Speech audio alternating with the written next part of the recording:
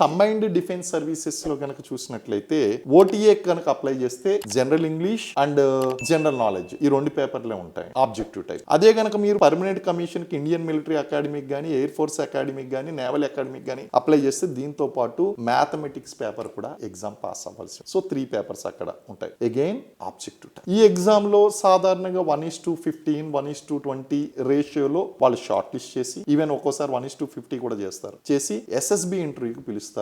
అక్కడ 1:2 అంటే 10-15 మందిలోని లేదా ప్రతి 50 మందిలోని ఒకరు సెలెక్ట్ అవుతారు. ఈవెన్ ఒకరు కూడా సెలెక్ట్ అవ్వని సందర్భాలు కూడా ఉన్నాయి. అక్కడ మొత్తం వాష్అవుట్ అయిపోతూ ఉంటారు. సో అది చాలా scientifically designed by the DRDO psychologists and psychology based tests and on ground మీ యొక్క యాటిట్యూడ్ ఏంటో తెలుస్తుంది, లీడర్షిప్ క్వాలిటీస్ ఏంటో తెలుస్తుంది, డెసిషన్స్ ఏంటో తెలుస్తుంది, అసలు మీరు బెనిఫిట్స్ కోసం వస్తున్నారా, మీకు అసలు ఎంత కమిట్మెంట్ ఉంది ఈ జాబ్ పట్ల, ఎవ్రీథింగ్ విల్ బి స్క్రూటనైజ్డ్.